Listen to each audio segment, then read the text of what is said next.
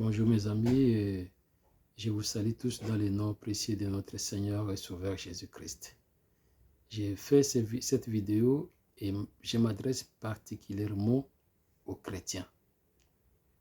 Je m'adresse à mes frères et sœurs chrétiens, ceux qui ont accepté Jésus-Christ comme Seigneur et Sauveur de leur vie. Les temps ne sont pas bons. Apprêtons-nous. Bien-aimés, il y a un passage dans la Bible que je crains personnellement. C'est dans l'évangile de Matthieu, chapitre 7, verset 23. Écoutez ce que la Bible dit. Matthieu, chapitre 7, verset 23. Il est écrit ceci. Alors, je leur dirai ouvertement, je ne vous ai jamais connu. Retirez-vous de moi, vous qui commettez l'iniquité. C'est un verset que je crains. Il ne faut pas accepter que cette parole puisse se réaliser dans ta vie.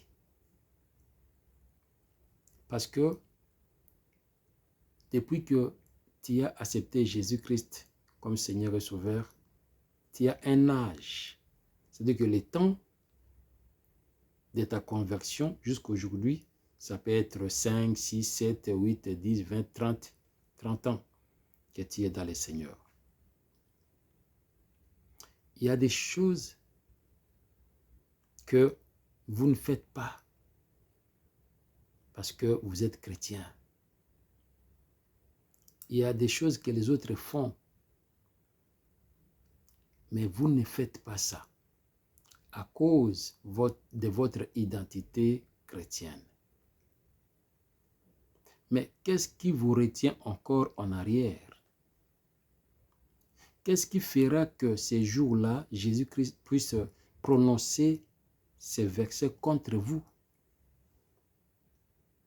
Il y a quelque chose qui reste encore. Bien-aimés dans le Seigneur, je l'ai dit au début, que les temps sont mauvais.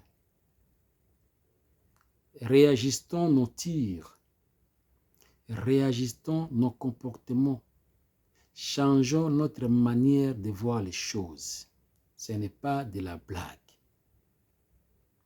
Jésus-Christ revient effectivement. Ce n'est pas un discours ou bien les blabla, non. Les signes sont là. Regardez ce qui se passe actuellement dans le monde. Ça doit nous enseigner. La Bible dit, est-ce que la nature elle-même ne vous enseigne-t-elle pas? Ce que nous vivons actuellement, ça doit nous enseigner. Ça dirait, 2019, nous sommes en 2022. Ça fait 3 ans qu'on est en train que le monde est bouleversé. Et personne n'a la solution à ces problèmes. Personne.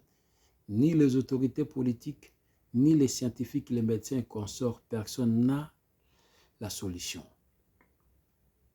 C'est pour dire que l'homme est arrivé à sa fin.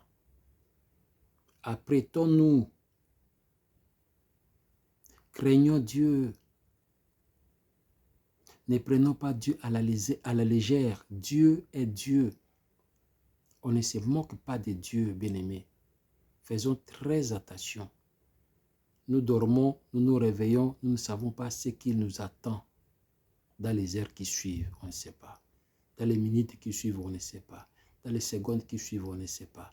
Même dans les jours qui suivent, personne n'a la maîtrise de rien.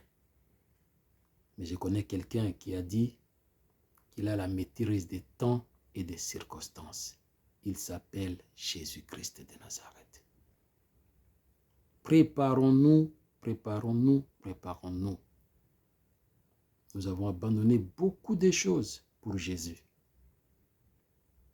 Mais craignons que ces jours-là, que celui à qui nous avons travaillé pendant longtemps, que celui à qui nous avons servi pendant longtemps nous dise à la fin, au finish, que éloignez-vous de moi, je ne vous connais pas. Bien-aimé, ça sera catastrophique.